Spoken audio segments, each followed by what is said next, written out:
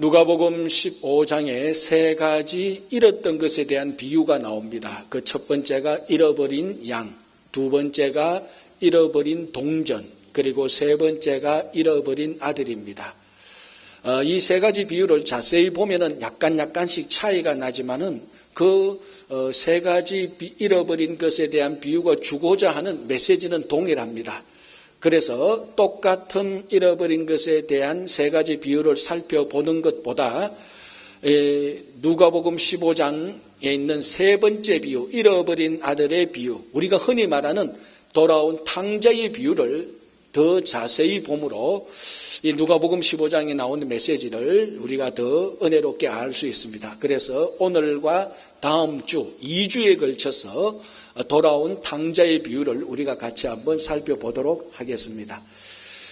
자, 이것은 예수님의 비유입니다. 실제로 일어났다는 것이 아니고 비유인데 이 비유가 이렇게 시작합니다. 어느 한 집안의 둘째 아들이 아버지에게 찾아와서 아버지가 나중에 돌아가시면 죽으면은 내게 돌아올 유산의 분깃이 있는데 그것을 미리 달라고 이렇게 요청을 합니다. 자, 이것이 그 당시 엄청난 살아있는 아버지에 대한 모독이 됩니다. 왜냐하면 이 요구 자체가 아버지가 빨리 죽기를 바라는 마음이 되기 때문입니다. 자, 이런 모독과 수치가 되는 이런 요구를 둘째 아들이 하고 이 둘째 아들의 요구에 아버지가 둘째 아들에게 합당한 유산을 물려줍니다. 그럼 둘째 아들은 이 유산을 가지고 밖으로 나가서 이 유산을 허랑방탕해서 다 써버립니다. 자, 여기서 우리가 한 가지 또 생각할 것이 있는데 살아있는 아버지의 유산을 미리 받은 이 둘째 아들은 자기가 받은 유산을 마음대로 처분할 수 없습니다. 왜냐하면 아직 아버지가 살아있기 때문에요. 그리고 아버지의 허락을 받아야 됩니다. 그리고 이 아버지 역시 이 재산을, 자녀에게 준 재산을 마음대로 처분하지 못합니다. 왜? 이미 아들에게 유산으로 주었기 때문에. 그래서 이 유산은 아주 어중간한 유산입니다. 이 유산이 팔리려면은 아버지와 아들이 다 합의해야 됩니다. 그런데 오늘 본문 보면은 둘째 아들이 전혀 아버지와 합의 없이 자기 독단적으로 이 재산을 처리해버립니다. 또 하나 문제는 이 당시 이런 재산은 죗값에 팔 수가 없습니다. 만약에 이 아들이 물려받은 재산이 땅과 집이라면은 이 땅과 집을 처분하기 위하여서 아버지하고 합의해야 되는데 아버지 합의가 없기 때문에 그리고 아들의 합의가 없다면은 이 땅과 재산을 어느 누구도 죗값에 사지 않습니다. 여러분 한번 생각해 보십시오. 만약에 이 땅과 집을 샀다고 하면 굉장히 복잡할 것 아닙니까? 자, 그런데 오늘 이 아들이 땅을 또는 집을 처분했습니다. 어떻게 처분했을까요? 죗값을 받았습니까? 못 받았습니까? 죗값을 받을 리가 없습니다. 아주 헐값에 재산을 처분해 버렸습니다. 그래 아직 아버지의 영향권이 있는 재산을 마음대로 처분해서 아버지의 이 재산에 막대한 손실을 끼칩니다. 더 중요한 것은 아버지를 완전히 무시해 버린 거죠. 요즘 젊은이 표현대로 말하면은 아버지를 투명인간 취급한 겁니다. 아버지 있으나 마나 이 둘째 아들이 마음대로 아버지를 무시하고 재산을 처분해 버렸습니다. 그런데 아버지는 이 둘째 아들에게 모욕을 당하고 수치를 당하고 무시를 당합니다. 이 둘째 아들은 아버지의 가슴에 정말 대못을 박는 그런 괴로움을 준 것입니다. 그러나 오늘 이 본문에서 둘째 아들이 이것보다 더 크게 더 아버지를 괴롭힌 일이 있습니다. 그게 무엇일까요? 아버지 집을 떠나버린 것입니다. 이게 오늘 본문에서 가장 아버지를 힘들게 하고 아버지를 괴롭게 했습니다. 유산을 요구한 것, 그리고 유산을 마음대로 처리한 것, 모욕과 수치와 무시를 한 것, 이것도 괴롭지만은 이거와 비교할 수 없을 정도로 괴롭게 한 것은 아버지 집을 떠나서 아버지와 관계를 끊어버린 것입니다. 이것이 가장 아버지를 힘들게 한 것입니다. 자, 이런 과정을 쭉 보면서 우리가 한 가지 알 수 있는 것은 이 둘째 아들이 얼마나 이기적인 사람인가를 알 수 있습니다. 자, 한번 보십시오. 이 둘째 아들이 먼 나라 가서 사용했던 그 재산들, 물질들, 다 누구 겁니까? 싹 다 아버지 것 아닙니까? 그런데 오늘 본문을 보면은 자기가 아버지의 재산을 자기 마음대로 사용하면서 단 한 번도 아버지를 생각하지 않습니다. 단 한 번도 아버지의 마음을 헤아리지 않습니다. 그 모든 것이 다 아버지 건데 한 번도 아버지한테 물어보거나 내가 이 물건을 이렇게 사용하면 아버지는 어떻게 생각할까? 눈꼽만큼도 생각하지 않습니다. 오직 자기 미래, 자기 인생, 자기 삶의 풍성함만 생각하고 있습니다. 얼마나 이기적인 아들인지 모릅니다. 바로 이 이기적인 아들의 죄로 인하여서, 이기적인 죄악으로 인하여서 아버지 집을 떠나버리게 된 것입니다. 자, 이것이 오늘 예수님의 비유에 나오는 둘째 아들의 이야기지만 구약 성경을 보면은 많은 선지자들이 바로 이 둘째 아들의 죄악을 심각하게 경고하고 있습니다. 예를 들자면 이사야 선지자가 그랬습니다. 이사야 59장 1절 2절에 이런 내용이 나옵니다. 여호와의 손이 짧아서 구원치 못하느냐? 여호와의 귀가 어두워서 듣지 못하느냐? 아니다. 너희들이, 즉 이스라엘 백성들이 죄를 지어서 그 죄악이 하나님과 이스라엘 백성 사이를 갈라놓았다라고 말을 합니다. 하나님의 잘못, 하나님 아버지의 잘못이 아니고 이스라엘 백성들의 전적인 죄악 때문에 아버지와 아들, 하나님과 이스라엘 백성들의 관계를 단절시켰다는 것입니다. 그래서 이사야서 59장에서 이 말씀을 선포하는데 그 앞의 내용들을 읽어보면은 그럼 도대체 이스라엘 백성들이 지은 죄악이 구체적으로 무엇인가 보면은 크게 세 가지로 나옵니다. 첫 번째는 당연히 우상숭배입니다. 여러분, 우상숭배의 가장 기본적인 죄악이 뭔 줄 아십니까? 이기심입니다. 내가 이 신을 섬겨봤는데 이 신이 내가 원하는 것을 별로 안 주는 거예요. 그래서 이 신을 갈아치우고 다른 신을 섬깁니다. 다른 신을 섬기는데 이 신도 내가 기대한 만큼 축복을 안 줍니다. 그래서 이 신도 저버리고 저 신을 섬기고 저 신도 안 되면 요 신을 섬기고. 그래, 신을 섬기는데 그 본성은 신 중심, 하나님 중심은 일체 없습니다. 자기 중심입니다. 내한테 이익이 되면은, 내게 복이 되면은 그 신을 섬기는 겁니다. 이게 우상숭배의 가장 기본에 깔려있는 마음입니다. 자, 그리고 구체적으로 두 가지 죄악을 이사야 선지자가 지적하는데 첫 번째가 뭔가 하면 안식일을 제대로 지키지 못했다라고 말을 합니다. 그래서 이사야 58장을 읽어보면 이스라엘 백성들이 안식일을 지킬 때 오락을 행했고 자기 할 일을 행했고 사사로운 일들을 행했다라고 말합니다. 여기서 오락은 우리가 말하는 스포츠나 이런 건전한 오락의 차원이 아니고 여기서 말하는 안식일날 이스라엘 백성들이 행했던 오락은 자기 만족, 자기 쾌락입니다. 그러나 안식일조차도 하나님의 마음을 기쁘게 하고 하나님의 마음을 헤아리는 게 아니고 안식일조차도 자기 만족, 자기 쾌락에만 집중한 것입니다. 그리고 자기 할 일 다 했습니다. 그 안에 깔려있는 본성은 뭡니까? 하나님 중심이 아니고 철저히 자기 이기적인 본성입니다. 또 하나, 금식에 대해서 얘기합니다. 원래 금식의 본질적인 뜻은 결박된 자를 풀어주고 줄인 자를 배부르게 하고 헐벗은 자를 입혀주는 것인데 이스라엘 백성들의 금식은 이거하고 전혀 상관없이 금식하면서도 오락을 행했다고 말합니다. 금식하면서도 논쟁하고 금식하면서 싸웠다 말합니다. 금식은 자기 자신을 괴롭게 함으로 자기 육신을 아프게 함으로 연약해지니까 자기 육신이 연약해지니까 하나님께 의지하기 위해서 전적으로 의존하기 위하여서 하나님 중심적으로 살기 위해서 하는 게 금식인데 금식하면서 여전히 자기 만족, 자기 쾌락을 위해서 살아가는 겁니다.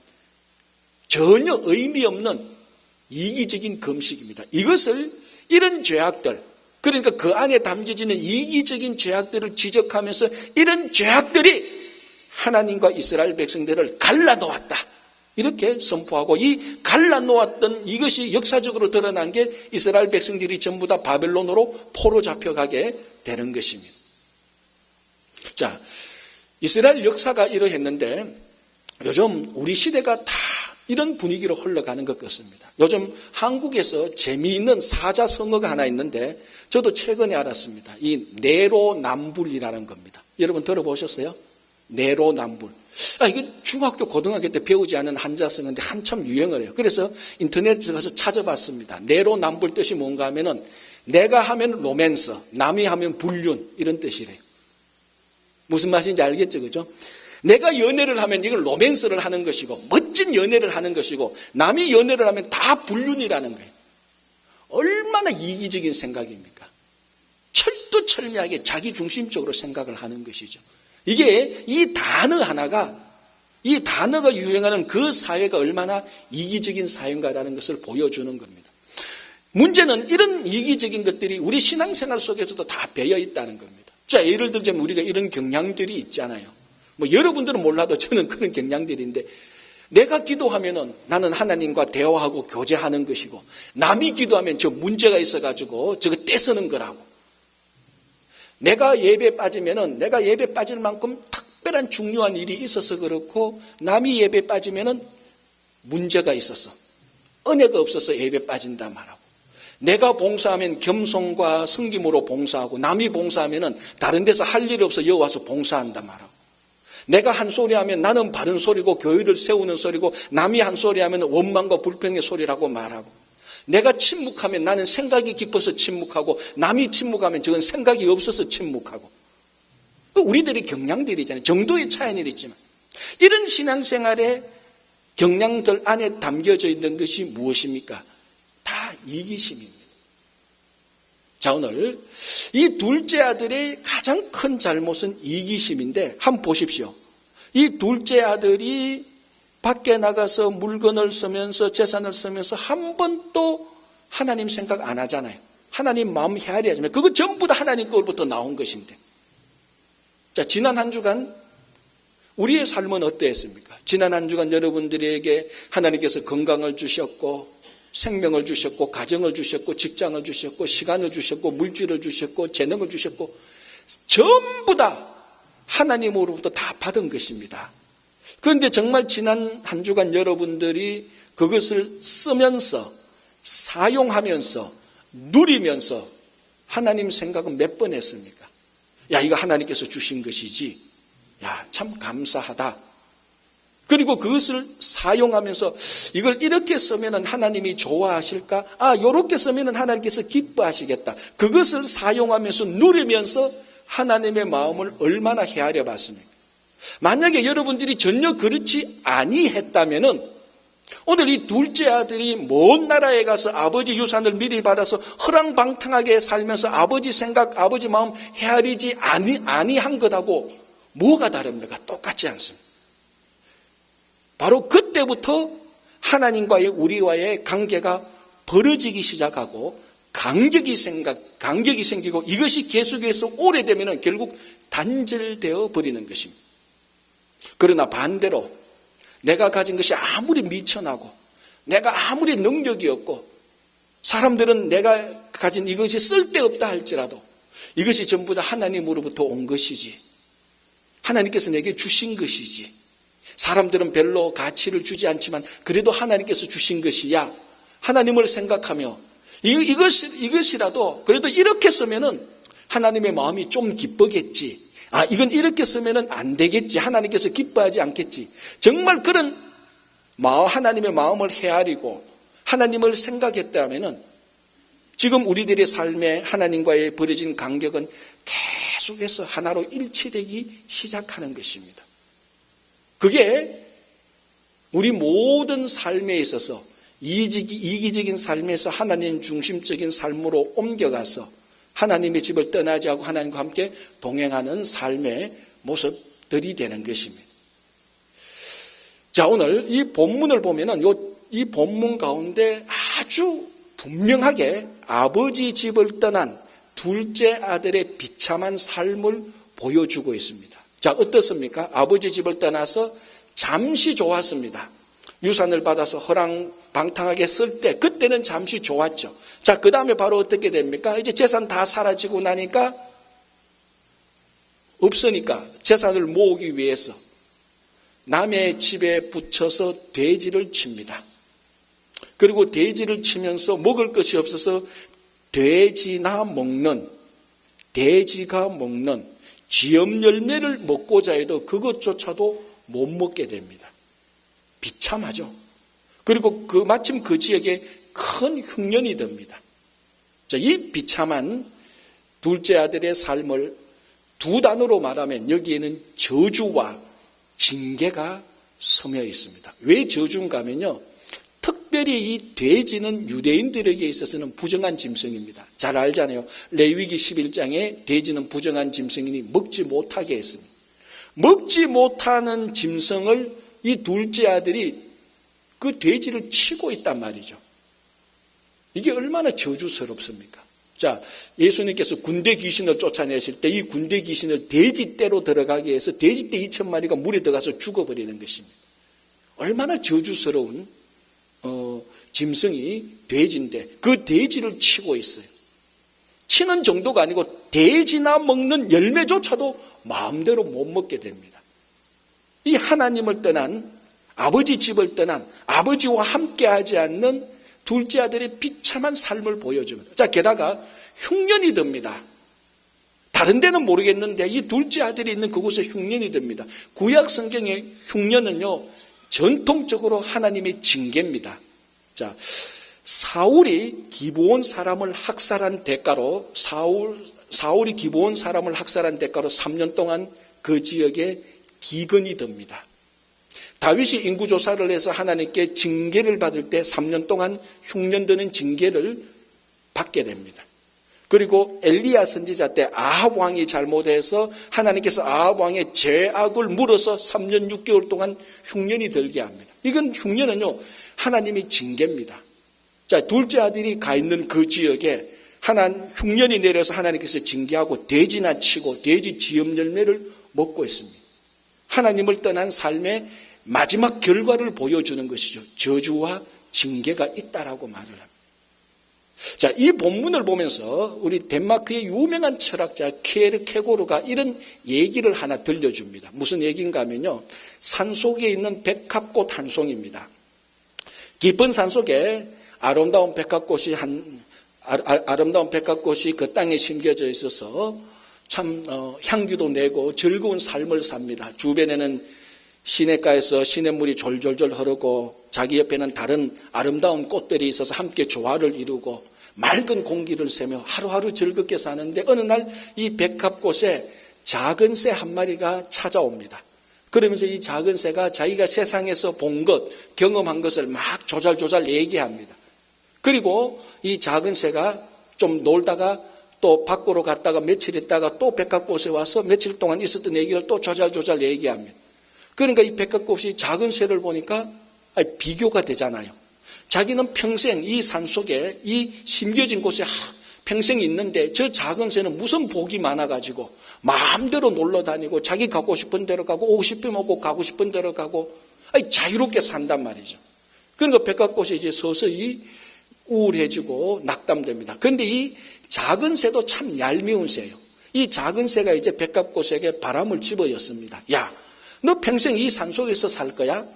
저 세상에 나가면은 아름다운 짐승도 있고 사람이라는 사람도 있고 세상이 얼마나 넓고 높고 큰데 누릴 게 얼마나 많은데 평생 이 산속에서 살 거야? 이제 바람을 막 집어였습니다. 그러니까 이 백합화가 안 그래도 작은 새하고 자기하고 비교해 보니까 자기 좀 처량한데 바람까지 들었습니다. 그리고 난 다음에 주변을 보니까 시냇물 졸졸졸 흐르는 소리가 그전에는 그만큼 아름다운 음악이었는데 이게 잔소리처럼 들리는 거예요. 주변에 아름다운 꽃이 있었는데 이 아름다운 꽃이 다 시시하고 멍청해 보이는 겁니다. 산속에 그 좋은 공기를 쉬면서 마음껏 누리는데 그 좋은 공기가 마치 오염처럼 생각이 되는 거예요. 이 바람이 든 백합이 작은 새에게 말합니다. 너 나를 다른 세상으로 데려다 줄 수 있겠니? 작은 새가 말합니다. 내가 원했던 거야. 기다려. 그래서 작은 새가 있던 땅 근처 그 백합이 심겨진 그 땅을 작은 새가 다 파서 백합을 딱 이제 그 작은 새가 두 발로 백합을 데리고 하늘로 날아갑니다. 얼마나 멋진 세상입니까? 평생 저 산속 구석에 있었는데 하늘을 날아보니까 세상이 막 우주가 보이는 거예요. 야, 진작 나올 걸 그랬네. 이래 좋은 세상을 내가 저 구석에만 있었어. 아, 세상을 보면서 환호성을 지르고 막 우리말로 하면 찬양을 했겠죠. 그런데 어느 정도 가니까 몸이 좀 찌부둥해요. 좀 어지러워요. 피곤하겠지 생각했는데 피곤치 않고 계속해서 더 무력해지고 힘이 없습니다. 무슨 현상이 일어납니까? 죽어가기 시작하는 거죠. 백합이 그 땅에서 뿌리쳐 뽑혔으니까 그 순간은 몰랐는데 시간이 약간만 가면은 이 백합꽃은 죽어가기 시작합니다. 왜? 땅에서 뽑혔으니까, 자기 있을 자리에서 뽑혔으니까. 그러다가 이 백합이 죽습니다. 자, 이까지는 우리가 흔히 소설이나 드라마에서 볼 수 있는 내용들입니다. 중요한 것은 키에르케고르가 이 이야기를 하면서 이 백합꽃을 안타까워하면서 이렇게 말합니다. 만약에 이 백합꽃이 그 산속에 하나님께서 심어준 그 땅에 계속 있었더라면 예수님이 말씀하신 백합꽃의 삶을 살았을 것인데, 예수님께서 말씀하신 백합꽃의 인생이 뭡니까? 마태복음 6장 28절에 예수님께서 물론 비유지만 이렇게 말씀하십니다. 들의 백합화를 보라. 아무런 수고도 하지 않고 아무런 일도 하지 않지만, 아무런 길쌈도 하지 않지만 하나님께서 어떻게 입히시고 어떻게 먹이는가를 보라. 그리고 뭐라고 말합니까? 솔로몬의 모든 영광이 이 꽃보다 못하다라고 말을 합니다. 만약에 그 백합꽃이 하나님께서 심어놓은 그 자리, 하나님이 함께하는 자리, 둘째 아들이 아버지와 함께 있어야 될 자리, 그 자리에 계속 있었더라면 솔로몬의 모든 영광보다도 더 큰 영화를 누릴 텐데, 그 자리를 떠남으로 말미암아 잠시 좋았지만은 말라 비틀어져 죽어가는 것입니다.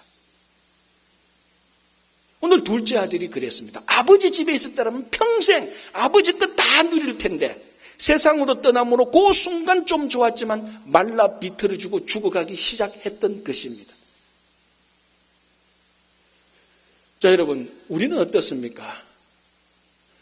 우리가 하나님께서 심어놓은 자리, 하나님이 우리와 함께하는 자리, 하나님이 이 자리에 있기를 원하는 자리, 그 자리에 우리가 평생 있다면은 모르긴 몰라도 백합꽃처럼은 살 수 있을 겁니다.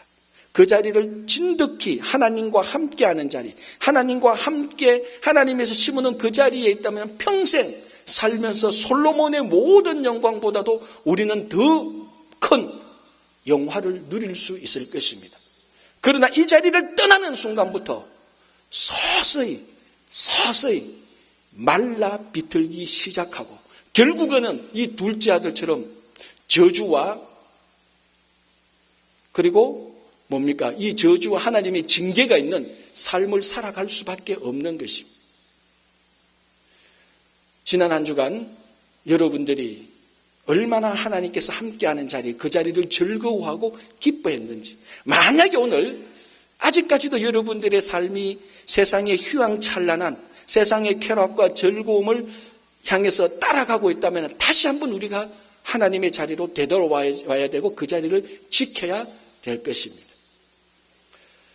자, 이 둘째 아들이 참 잘못을 많이 했죠. 아버지의 가슴에 대못을 받고 아버지를 모욕하고 수치를 주고 무시하고 아버지 집을 떠나서 아버지를 많이 괴롭혔습니다. 불효자 중에 불효자고 불량자 중에 불량자입니다. 그런데 오늘 이 본문을 보면 둘째 아들이 아주 잘한 것이 한 가지 있습니다. 그게 뭡니까? 아버지 집으로 돌아온 것입니다. 돌아왔다는 겁니다.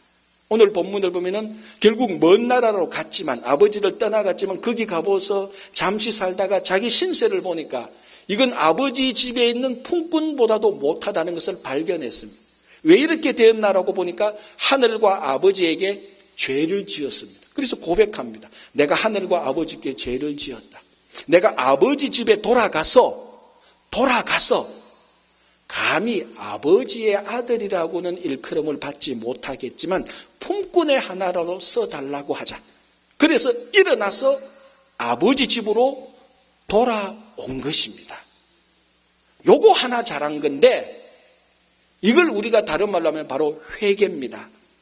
돌아왔다는 말 자체가 회개입니다. 그래서 우리 구약에 보면은 선지자들이 계속해서 이스라엘 백성들에게 요청하는 게 뭡니까? 하나님 아버지께로 돌아오라, 돌아오라. 이게 회개입니다. 이 돌아오라는 것을 오늘 둘째 아들이 했습니다.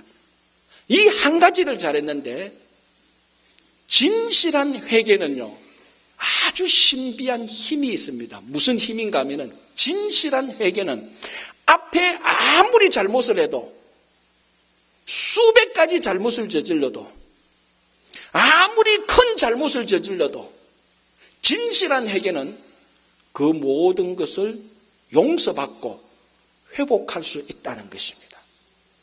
다른 거 10가지가 필요한 게 아니고 딱 한 가지만 하면 됩니다. 그게 진실한 회개입니다. 그런데 오늘 둘째 아들이 그걸 잘한 겁니다. 앞에 얼마나 잘못을 많이 했습니까? 여러분, 우리가 앞에 얼마나 많이 잘못을 했다 할지라도 그걸 지금 우리가 되돌릴 수는 없습니다. 그러나 우리가 아무리 앞에 많은 잘못을 했다 할지라도 그것을 다시 회복하기 위하여서, 용서받기 위해서 이것저것 몇 가지 할 필요가 없습니다. 이것저것 몇 가지 한다고 될 것도 아닙니다. 딱 한 가지만 하면 됩니다. 그게 뭡니까? 진실한 회개, 진심으로 하나님 아버지께로 돌아오면 이 한 가지로 모든 잘못을 다 용서하고 회복해 준다는 것입니다. 이게 회개의 무시무시한 능력입니다. 용서와 회복은 진실한 회개로부터 시작되는 것입니다. 여러분, 우리가 과거로 돌아갈 수 없습니다. 우리 과거에 정도의 차이는 있지만 다 잘못이 있고 얼마나 큰 잘못, 얼마나 깊은 잘못이 다 있습니다. 목사든 장로든 권사든 직분에 상관없이 다 있습니다. 이걸 다 용서받고 회복하기 위해서 이것저것 기웃거리지 마십시오. 이것저것 생각할 필요 없습니다. 하나만 하면 됩니다. 이 둘째 아들처럼 하나님 아버지께 진실로 돌아오면 되는 것입니다. 그래서 이 시대에 회개하는 심령이 진짜 필요하고, 회개가 일어날 때 용서와 회복이 일어나는 것입니다. 그걸 오늘 본문이 잘 보여주고 있습니다. 자, 둘째 아들이 돌아왔습니다. 아버지가 어떻게 합니까? 돌아온 아버지에게 일단 이 아들에게 세 가지를 합니다. 뭡니까? 발에 신을 신기고 제일 좋은 옷을 입히고, 그 다음 뭡니까? 손에 가락지를 끼웁니다. 그리고 플러스 살찐 송아지를 잡습니다. 아들이 와서 이렇게 말합니다. 나는 이제 당신의 아들이라고 일컬음을 감당치 못합니다. 그냥 풀분중의 하나로 써주세요. 그것만 해도 감사합니다. 아버지가 그 아들을 척은히 여겨서 안고 제일 좋은 옷, 그래서 어떤 주석가는 이 옷이 바로 아버지 자신의 옷이라 이렇게까지 말합니다. 제일 좋은 옷을 입히고 발에 신을 신기고, 그 당시 종들은 맨발입니다. 그러나 종이 아닌 주인은 다 발에 신을 신습니다. 이 종이 아니죠. 이제 아들의 지위를 회복하고, 중요한 것은 손에 가락지를 끼웁니다. 손에 반지를 끼우는데 그 당시 가락지는 가족의 인장하고 똑같은 역할을 합니다. 그러니까 그 가락지를 낀다는 것은 정식으로 가족의 멤버가 되는 것입니다. 한순간에 용서가 이루어졌고 회복이 이루어졌습니다. 어떻게 해서? 아들이 돌아오니까, 회개하니까. 게다가 살찐 송아지를 잡아서 기쁨의 잔치를 누리기 시작하는 것입니다. 자, 여기서 우리가 잠시 멈춰서서 이제는 제일 중요한 장면을 하나 봐야 됩니다. 아니, 아들의 회개보다 더 중요한 게 여기 있습니까? 라고 말할 수 있겠지만 아들의 회개보다 훨씬 더 중요하고 아들의 회개 이전보다 더 먼저 있었던 게 하나 있습니다. 그게 뭡니까? 아버지의 사랑입니다. 자, 회개에서 용서와 회복을 받았다는 것은 아들 편에서 보는 겁니다. 사람 편에서 보는 것이죠. 만약에 아무리 회개를 하더라도 상대편이 회개를 받아주지 않는다면 용서와 회복이 일어나지 않습니다. 오늘 아들 편에서 회개를 했다면 아버지 편에서는 무한한 사랑으로 그 회개를 받아주고 있습니다. 오늘 본문의 핵심은 아들의 회개도 중요하지만 아버지의 사랑입니다. 아버지의 사랑은 그 먼저부터 있었고 모든 과정 가운데 다 있었고 마지막까지 아버지의 사랑이 배어 있었어요. 자, 한번 볼까요? 아들이 와서 유산을 달라고 말합니다. 아버지를 모독하고 이 사실을 주변 사람들이 다 알게 됩니다. 마을 사람들이 다 알게 되면 아버지한테 말할 수 없는 모욕과 수치가 됩니다. 그리고 재산을 아버지 허락 없이 무시하고 마음대로 갖다 팔아버렸습니다. 무시당했고 재산에 손실을 입었습니다. 아버지가 한마디도 말하지 않습니다. 무능해서 그렇습니까? 몰라서 그렇습니까? 아닙니다. 아버지의 사랑입니다. 사랑 때문에 모욕을 당해도, 자기 몸으로 나온 아들한테 모욕을 당하고 수치를 당해도, 무시를 당해도 사랑 때문에 한마디 말하지 않고 감사 않았던 것입니다. 아들이 집을 나갔습니다. 그 어떤 것보다 아버지의 가슴에 대못을 박는 행위였지만 아들이 집을 나가는 순간부터 아버지는 대문 앞에서 아들을 기다리기 시작했습니다. 왜 그런 줄 아십니까? 왜 아들이 나가는 순간부터 대문 앞에서 아들 돌아오기를 기다린 줄 아십니까? 만약에 아들이 집으로 돌아오면은 동네 사람들이 아버지보다 아들을 먼저 발견하면 그 아들에게 적대가 온갖 욕을 다하고 심지어는 돌로 쳐서 죽일 수도 있습니다. 그러니까 이 아들이 이만큼 잘못을 한 아들이 나갔다가 그 마을에 다시 돌아와서 마을 사람들의 눈에 띄면 굉장히 위험해집니다. 그것을 아버지가 압니다. 자기한테 그만큼 잘못한 아들, 위험에 빠지면 속 시원하잖아요. 어떨 때 우리는. 그래, 너도 한번 당해봐라. 그게 우리들의 마음일 수 있는데 아들이 나가자마자 아들이 언제 돌아올지 모르니까 돌아오면 굉장한 위험에 빠지니까 마을 사람들이 아들을 발견해서 마을 사람들이 아들을 발견해서 공격하기 이전에 수치감을 주기 이전에 아버지가 먼저 가서 데리고 오려고 아들이 나가는 순간부터 아버지는 기다리고 있었습니다. 아버지의 사랑이죠. 자, 오늘 또 본문을 보면은 나갔던 아들이 돌아옵니다. 대문 앞에서 매일 기다리고 있던 아버지가 있었습니다. 아들이 아버지를 먼저 봤습니까? 아버지가 아들을 먼저 봤습니까? 아버지가 아들을 먼저 봤죠. 시력이 좋아서 그랬을까요? 아닙니다. 자, 아들은 아버지 집에 돌아오려고 간절한 마음이 있었습니다.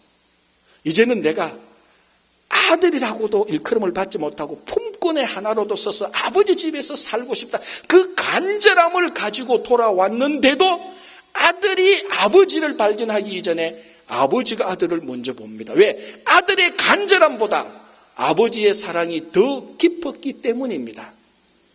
사랑이 있는 사람이 먼저 보는 것이지 사랑이 없는 사람이 먼저 보지는 않습니다.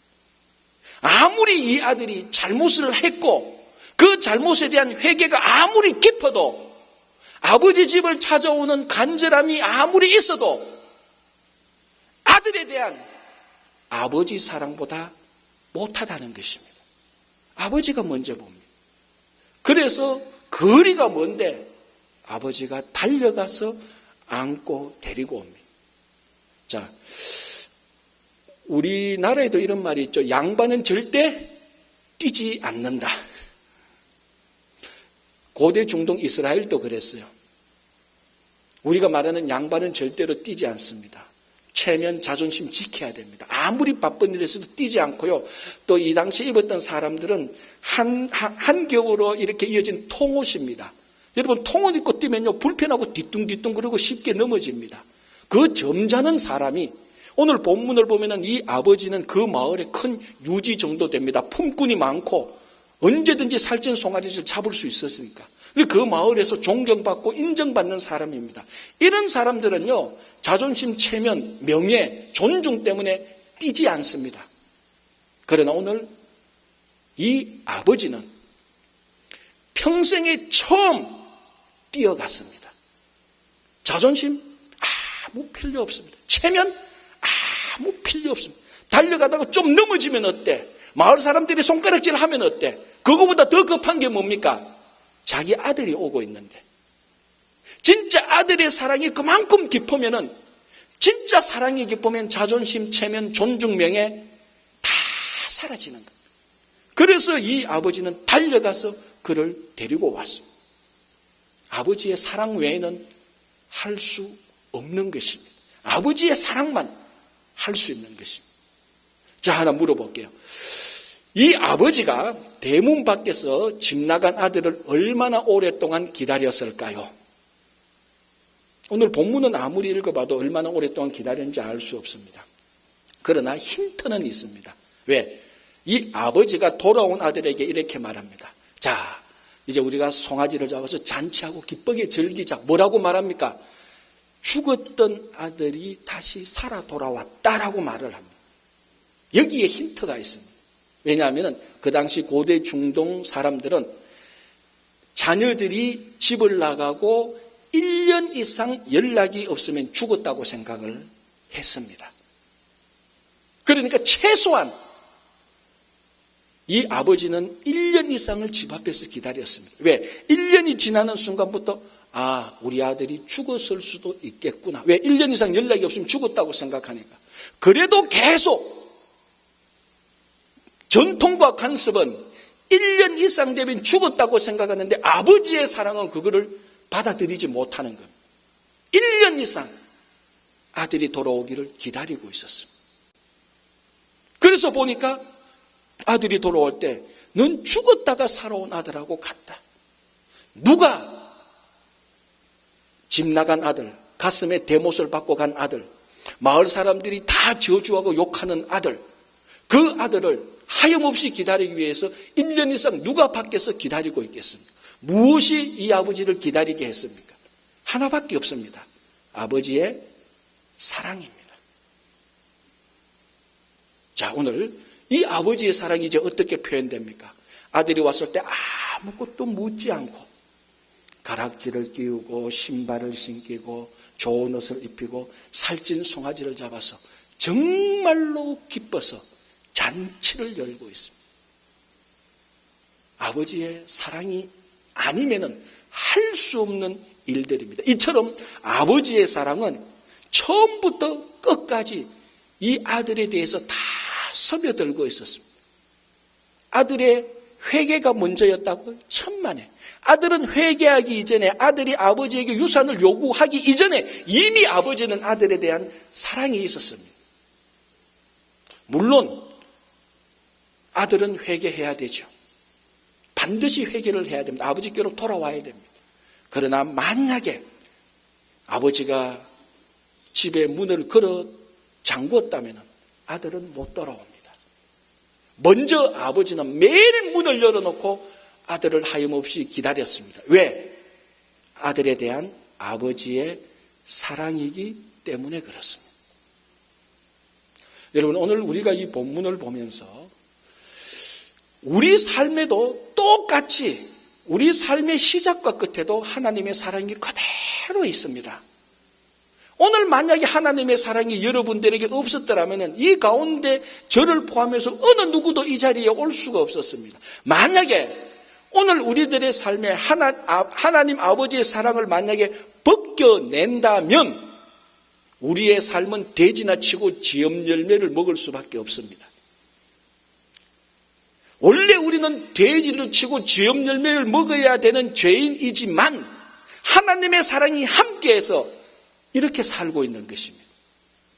우리가 오늘 이 본문을 보면서 우리 삶에 배어있는 하나님의 사랑을 발견하고 기쁨과 즐거움의 잔치를 매일 누리는 겁니다.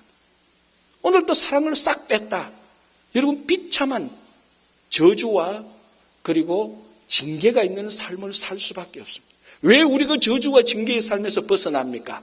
하나님의 사랑이 함께하기 때문입니다. 이 하나님의 사랑이 십자가 사랑에서 그대로 드러났습니다. 모든 사람이 십자가에 달린 예수 그리스도를 저주하고 모욕하고 수치를 줬습니다. 예수님은 그대로 받았습니다. 오늘 본문에서 아버지가 한마디 말하지 않고 아들이 욕하는, 아들이 모욕, 수치, 무시하는 것을 그대로 다 받았습니다. 사랑 때문에, 십자가의 사랑 때문에 그렇게 했다는 것입니다. 그리고 그 십자가 아버지가 아들을 받아들여서 아들을 다시 회복시킨 것처럼 십자가에서 예수님은 우리를 받아주셔서 다시 우리를 의인의 신분으로 회복시켜줍니다. 다시 잔치가 열린 것처럼 십자가의 승리로 다시 우리는 기쁨의 삶을 살아갈 수 있습니다. 정말 우리가 매일매일 하나님의 사랑을 우리가 발견하고 그 사랑을 누리기 시작하면 살찐 송아지가 있는 잔치의 삶을 매일매일 우리가 누릴 수 있습니다. 그러나 이 하나님의 사랑을 발견하지 못한다면 비록 살찐 송아지가 있는 잔치의 삶이 있는 장소에 있다 할지라도 돼지나 치고 쥐염 열매를 먹을 수밖에 없는 비참한 삶에 빠지는 겁니다. 그래서 오늘 본문을 통해서 아버지의 사랑이 얼마나 큰지, 아버지의 사랑이 언제부터 있었는지, 어디까지 갈지, 처음부터 끝까지, 영원 전부터 영원까지 있었다는 것을 우리에게 알려주는 겁니다. 여러분, 하나님께서 심어놓은 자리, 그 자리를 지킬 때 솔로몬의 영광보다 더한 영화를 누릴 수 있습니다. 하나님의 사랑을 발견할 때 우리가 비록 이민 생활에 척박한 삶을 산다 할지라도 오늘도 내일도 영원히 살찐 송아지가 있는 그 잔치에 참여해서 기쁨과 즐거움으로 살 수 있습니다. 오늘 우리가 앞에 찬양할 때 찬양 멘트를 제가 이렇게 썼습니다. 여러분, 길을 가다가 낯선 사람이 친절한 말을 해줘도 얼마나 감사합니까? 가다가 목이 마른데 어느 한 사람이 생수 한 병을 줘도 얼마나 감사합니까? 그런데 예수님은 우리를 위해서 목숨을 내놓았는데 생수 하나 주는 것보다 친절한 말 한마디 해주는 것보다 감사를 느끼지 못한다면 잔치의 삶은 끝난 것입니다. 예수 그리스도의 그 사랑을 느낄 때 생수가 없어도 친절한 말이 없어도 돼지만 있어도 쥐염 열매가 있어도 예수 그리스도의 사랑으로 우리는 매일매일 잔치의 삶을 살 수 있습니다. 이민 생활 가운데, 여러분 가정 가운데, 직장 가운데, 모든 관계 가운데 하나님 아버지의 사랑이 함께하기를 간절히 바랍니다. 기도하겠습니다. 주님 감사합니다. 참 우리가 어리석고 이기심의 죄에 가득히 빠져 있어서